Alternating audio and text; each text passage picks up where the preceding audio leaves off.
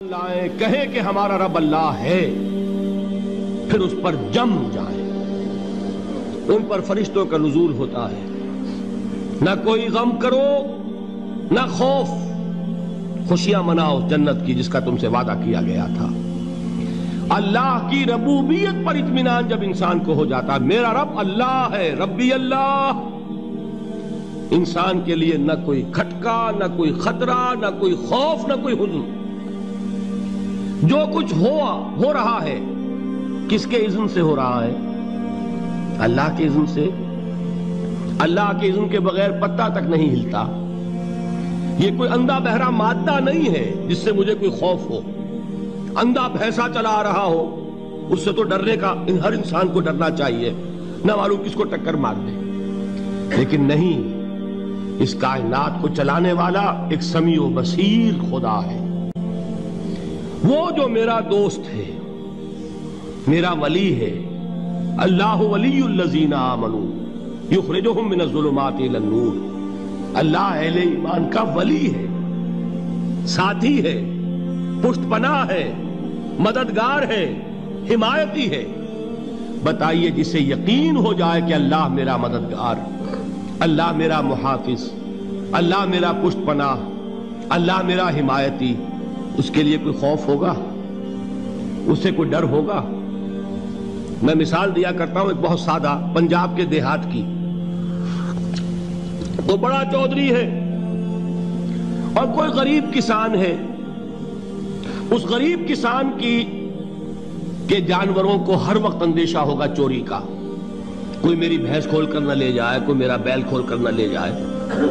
لیکن جس کے بارے میں یہ سب کو معلوم ہو کہ وہ جو بڑا چودھری ہے وہ اس کا دوست ہے، اس کی بچیا کو کوئی خوف ہوگا؟ اس کی بھینس پر کوئی ہاتھ ڈالے گا؟ اسے کوئی اندیشہ ہوگا؟ نہیں۔ کیوں؟ کہ وہ بڑا چودھری، بڑا اس کا یہاں کا سردار، جاگیردار، سب کو معلوم ہے وہ میرا دوست ہے، کوئی میرے خلاف اقدام نہیں کر سکتا۔ اس دنیا میں یہ چھوٹی سی بات اگر آپ کے دلی اطمینان اور سکون کا باعث بن سکتی ہے تو ذرا تصور کیجئے۔ میں لفظ تصور استعمال کروں گا صرف اس لیے کہ اس کا ہم جس کو کہتے ہیں ادراک اور شعور کر نہیں سکتے، اگر کے ساتھ کر سکتے۔ اگر یقین ہو کہ اللہ میرا مددگار اور یقین ہو کہ اللہ ہر آن میرے ساتھ ہے، پھر کوئی خوف؟ کس کا خوف؟ کوئی شے اللہ سے بالاتر ہے؟ کوئی قوت اس سے زیادہ طاقتور ہے؟ کوئی اس کے ارادے کو بدلنے والا ہے؟ کوئی اس کی مشیت کے آڑے آنے والا ہے؟ یہی بات ہے جو حضور نے فرمائی۔ یہ ایمان کا حاصل ہے لب لباب، کہ دیکھو اچھی طرح اس بات کو ذہن نشین کر لو، اگر تمام انسان مل کر تمہیں کوئی نقصان پہنچانا چاہے نہیں پہنچا سکتے، مگر جو کچھ اللہ نے لکھ دیا ہو، اور تمام انسان مل کر تمہیں کوئی نفع پہنچانا چاہے نہیں پہنچا سکتے، مگر وہ شے جو اللہ نے طے کر دی۔ آپ پھر میں کہوں گا ذرا طاری کیجئے، اسے فرض کیجئے، اسے سوچئے۔ اگر اس حدیث پر ہمارا دل ٹھکا ہوا ہو تو کسی سے ڈر ہوگا؟ یہ مجھے نقصان نہ پہنچا دے، یہ میری رپورٹ خراب نہ کر دے، یہ میری انکریمنٹ نہ رکوا دے، یہ میرا یہ نہ بگاڑ دے، یہ میرے یہ نقصان نہ پہنچا دے۔ اس کا ڈر، اس کا ڈر، اس کا خوف، اس کی خوشامد، اس کے لیے جا کر طرح طرح سے اپنی عزت نفس کو ذلیل کروانا اس کے سامنے، یہ سب کچھ کیوں کرتا ہے انسان؟ جب سمجھتا ہے کہ اس کے ہاتھ میں میرا کوئی نفع ہے، اس کے ہاتھ میں میرے لیے کوئی ضرر ہے، یہ مجھے کوئی غضب پہنچا سکتا ہے، یہ مجھے کوئی نقصان پہنچا سکتا ہے، یہ میرا کوئی کام بنا سکتا ہے، یہ میری کوئی ضرورت پوری کر سکتا ہے، اسی کا نام شرک ہے۔ جہاں آپ نے یہ سمجھا کہ غیر اللہ کے اندر کوئی طاقت موجود ہے، وہی شرک ہے۔ بتوں سے تجھ کو امیدیں، خدا سے نومیدی، مجھے بتا تو صحیح اور کافری کیا ہے؟ شرک تو یہ ہے۔ جس پر بھی تمہیں یہ خیال ہے، کلمہ ہے یہ کلمہ سوم، لا حول ولا قوت الا باللہ، ذرا اس پر دل کو کبھی اگر آپ تصور کریں، پھر فرض کریں، دل ٹھک جائے اس پر، کوئی طاقت نہیں۔ یہی بات تھی جو شیخ عبد القادر جیلانی رحمۃ اللہ علیہ نے اپنی وصیت میں اپنے بچے سے کہی. 11ویں دینے والے ہیں، لیکن حضرت شیخ عبد القادر جیلانی کی وصیت اور تعلیمات کو کتنے لوگ ہیں جو جانتے ہو؟ یہ جن مقامات تک پہنچے ہیں وہ کس چیز کی بدولت پہنچے ہیں؟ انہوں نے جو پیغام دیا وہ کیا تھا؟ اے میرے بچے، جس طریقے سے قرآن مجید میں حضرت لقمان کی نصیحتیں جو ہے نقل کر دی گئی ہیں، میں یہ عرض کروں گا بالفرض اگر قرآن حضرت عبد القادر جیلانی کے بعد نازل ہوا ہوتا تو شیخ عبد القادر کی یہ نصیحتیں بھی قرآن میں درج ہوتی. اتنی اونچی نصیحتیں ہیں.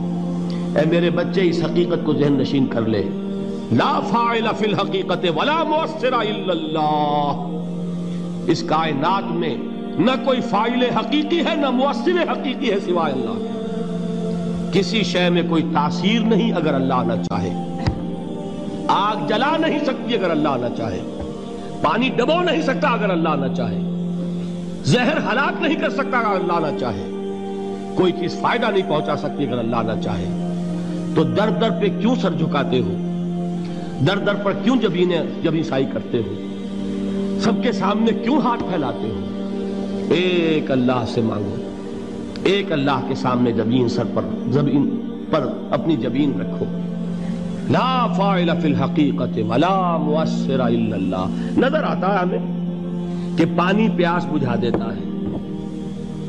پیاس بجھانے کی صلاحیت پانی میں نہیں ہے، اللہ کے اذن سے. کھانا بھوک مٹا دیتا ہے.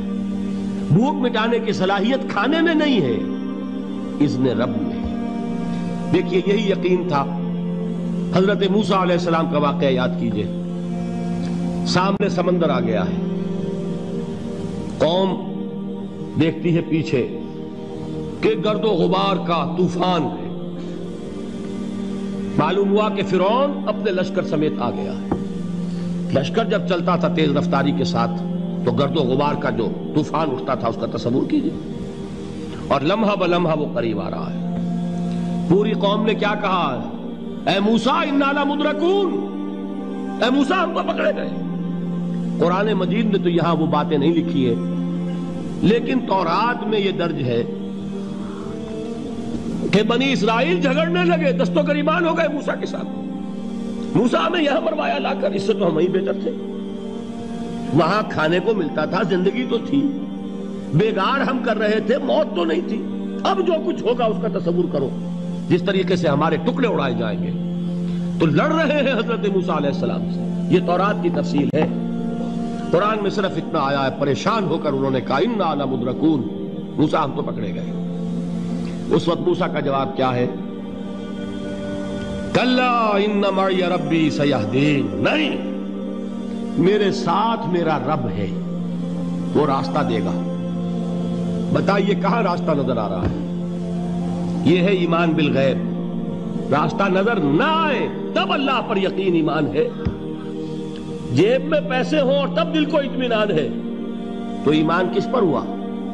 پیسے پر، اللہ پر نہیں. جب وسائل و ذرائع نہ ہو اور پھر یقین ہو کہ اللہ مسبب الاسباب ہے، وہ اسباب کا پابند نہیں ہے، وہ اسباب کا محتاج نہیں ہے، اسباب اس کے محتاج ہیں.